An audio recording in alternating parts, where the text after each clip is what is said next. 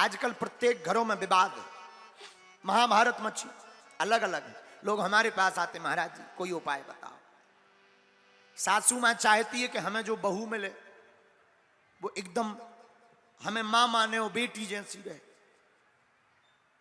और बहू चाहती है कि जो हमें सासू मां मिले वो एकदम हमको बिटिया बनाकर रखे, स्वतंत्रता दी। लेकिन गड़बड़ कहां है? सासू मां खुद मां नहीं बनना चाहती, बहू खुद बेटी नहीं बनना चाहती। इतनी सी गड़बड़ है। और इतना सुधार हो जाए तो आज हर घर स्वर्ग हो जाए और हर घर में खुशियों की बहार आ जाए। और ये भैया सत्संग से ही संभव है, रामचरितमानस से ही संभव है। जब तक भारत का युवा और छोटे छोटे बच्चे रामायण नहीं पढ़ेंगे तब तक संस्कारहीन हो रहेंगे। और जिस दिन रामचरितमानस को पढ़ने लगेंगे बच्चे, राम के चरित्र को गढ़ने लगेंगे, हमारे भारत का युवाओं की दिशा और दशा दोनों सुधर जाएगी। और हमारी बेटियों से भी और बेटों से भी प्रार्थना है, आप लोग रामचरितमानस पढ़ो, रोज पढ़ो, 5 दोहा पढ़ो, पर पढ़ो नियम पूर्वक पढ़ो। हम अपनी बात बताते हैं, हम स्कूल तो कम गए, लेकिन हमारी माताजी की एक आदत थी, वो प्रतिदिन हमसे रामायण पढ़वाती थी। वो तो नहीं पढ़ी लिखी थी, लेकिन लाठी लेकर बैठ जाती थी, अच्छा हाँ पढ़ो।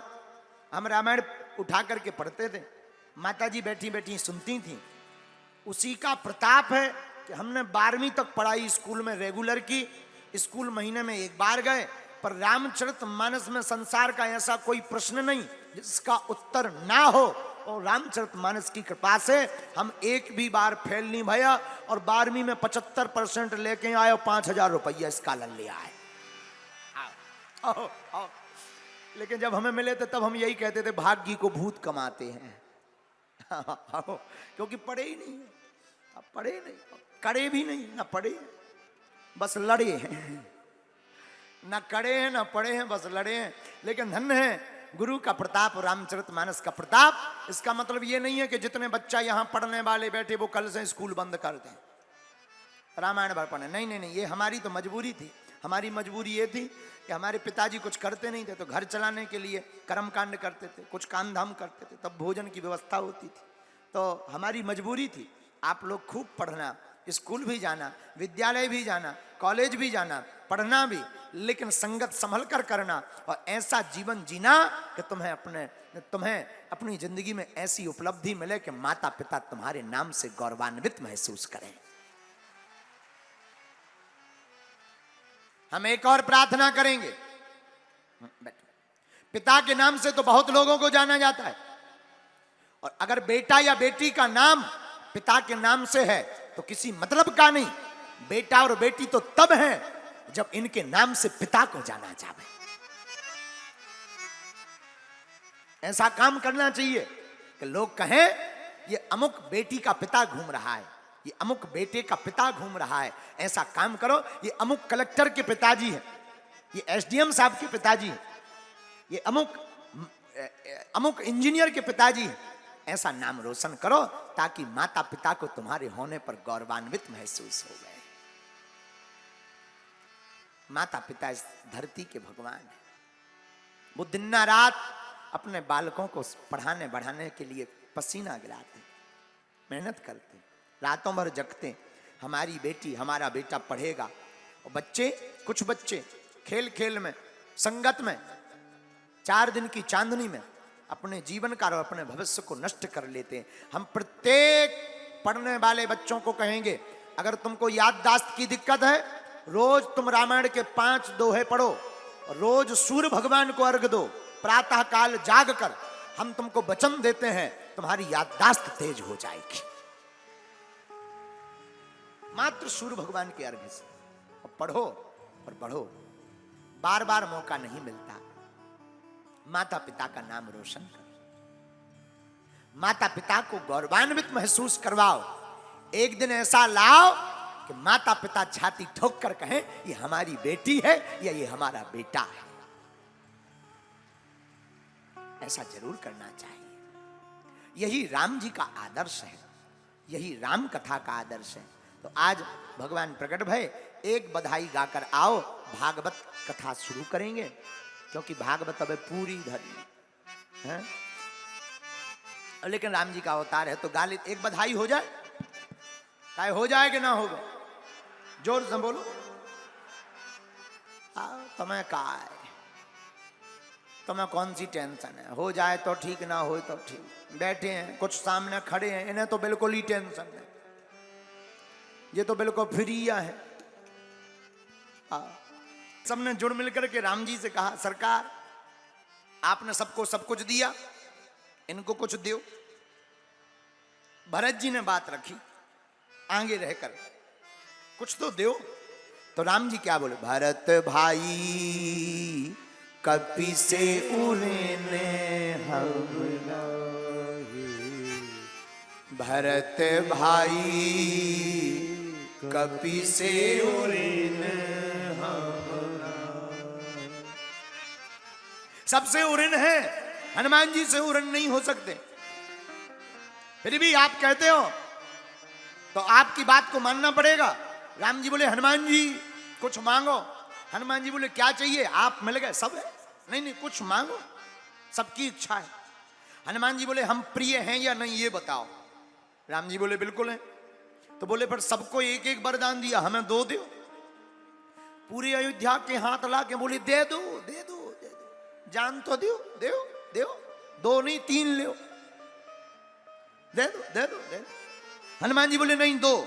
हाँ मांगो मांगो। राम जी बोले, हाँ ठीक है, सबकी इच्छा है, दो मांगो। धन्य है वीर बजरंगबली।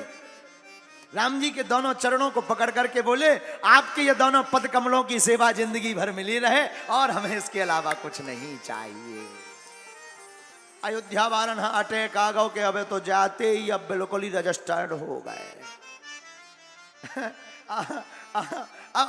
अब कैसे जाएंगे साहब। अयोध्या वाले चिंता में पड़ गए। लेकिन राम जी से पूछा कि आप हनुमान जी से कितना प्रेम करते हो। तो हनुमान जी को देख करके राम जी कहते हैं, भरत भाई कपि से उड़ने हम नहीं।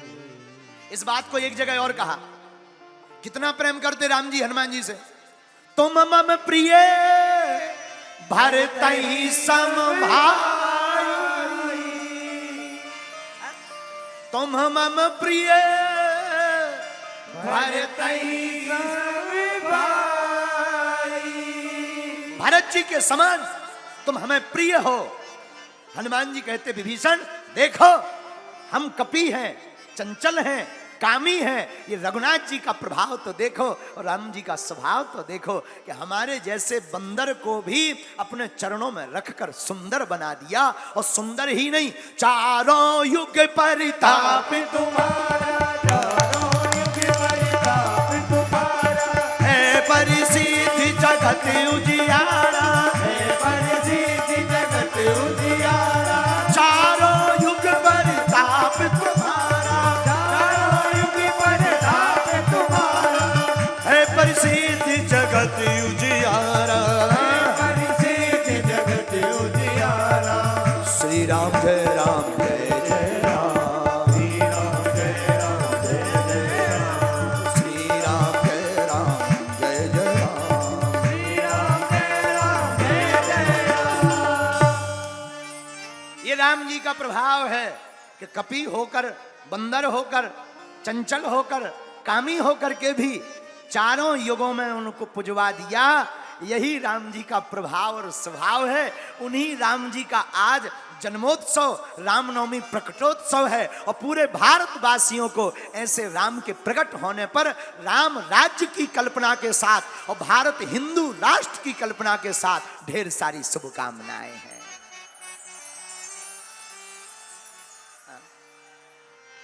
क्योंकि भाई जब तक इस भारत में राम राज्य नहीं आएगा, तब तक भारत की सामाजिक समरसता नहीं सुधरेगी, भारत अखंड नहीं होगा, राम की यात्राओं पर पत्थर फेंकना बंद नहीं होंगे। और ये तभी बंद होंगे जब भारत हिंदू राष्ट्र होगा। तो आज भगवान के अवतार पे हम यही कामना करेंगे। देखो एक बात बोले, क्षमा करना, आजकल तो घर घर रावण बैठे, कितने राम लाए। अब एक ही उपाय है, सबको रामचरित्र पढ़ना पड़ेगा। जो रामचरित मानस को पढ़ेगा वो राम के जैसा बनेगा। तो कौन कौन राम राज्य की कल्पना चाहते हैं इस भारत में? चाहते हो? हाँ या ना? चाहते हो भारत हिंदू राष्ट्र हो? होना चाहिए कि नहीं? तो हम वही फिर प्रार्थना करते, जबलपुर के पागलो तुम हमारा साथ दो, हम सब मिलकर हिंदू राष्ट्र देंगे। तो अब ब्राह्मणों की भी आवश्यकता है, परशुराम बनना पड़ेगा। हाँ, अब तो जरूरी है सब लोग। आज रामनवमी है, भाग्यशाली हो हम और आप, भाग्यशाली हैं कि रामनवमी पर कथा सुन रहे। धन्य हैं आप लोग, जहां रामनवमी के दिन कई लोग पी करके रोडों पर डरे रहते हैं। आप लोग धन्य हो, यहां की माताएं धन्य हैं, मस्तक पर तिलक लगा करके राम कथा में आकर के बैठती हैं। हमें लगता है कि भारत बदल रहा है। जब हम अभी रास्ते में आ रहे थे, छोटी छोटी बहनें, हमारी बहनें, युवान बहनें जो दिन रात मोबाइल और टीवी में लगी रहती थी, वो बहनें हाथ में मोबाइल लेकर के, पुष्प लेकर के रास्ते में खड़ी होती, साधु जी सीताराम बोलती। तब हमें लगता है कि यही बहनें जब किसी के घर बहू बनकर जाएंगी तो उस घर में भी राम राज्य लाने की कल्पना लेकर जाएंगी। तो हम प्रत्येक माता पिता से प्रार्थना करेंगे, अपने बेटी को और अपने बेटे को रामचरित मानस पढ़वाओ, राम जी का चरित्र सुनवाओ और कथा में बैठा रहो, ताकि तुम्हारा बालक और तुम्हारी बालिका कहीं भी रहे राम राज्य के साथ रहे। क्षमा करना, आप लोग पढ़ाई लिखाई से IAS IPS ऑफिसर बना करके अपने बच्चों को रोजी रोटी दे सकते हो, धन कमाने के साधन दे सकते हो, साधना नहीं दे सकते। रोजी रोटी कमाकर वो पेट भर सकते हैं, पर जीवन जीने की कला नहीं सीख सकते। जीवन जीने की कला को सीखने के लिए रामचरित मानस और सनातन वैदिक हिंदू धर्म के संस्कार को ही अपनाना पड़ेगा। इनके अलावा कोई दूजा साधन नहीं है। विदेशों में युवान बच्चे, बड़े बड़े शहरों में जवान बच्चे डिप्रेशन में आकर के आत्महत्या कर लेते हैं। कौन आत्महत्या करता? क्या आपने कभी किसी भक्त को आत्महत्या करते सुना? भगवान के उपासक को आत्महत्या करते सुना? बिल्कुल नहीं। आत्महत्या बुजदिल करते, जिनकी जिंदगी में अध्यात्म जीरो है वो आत्महत्या करता है, और जिनकी जिंदगी में अध्यात्म भरा रहता है वो आत्महत्या करने वाले को भी रोकने की क्षमता रखता है। इसलिए हम प्रार्थना करेंगे, भारत के लोगों, आज रामनवमी पर तुम प्रण लेकर जाओ, प्रतिदिन अपने घर से बाहर निकलो तो मस्तक पर तिलक लगाओ।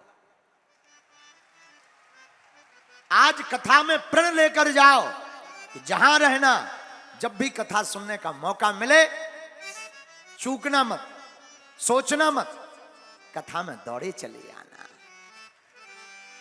कथा सुनने से जीवन की वृथा मिटती है। घर पर रामचरित मानस पढ़ना। धन्य है भारत, धन्य है भारत के लोग। और हम तो जबलपुर की माताओं बहनों को देख करके गौरवान्वित हो रहे हैं कि हमारे भारत की माताएं और बहनें धन्य हैं। इन्हीं के कारण धर्म बचते हुए दिखाई पड़ रहा है।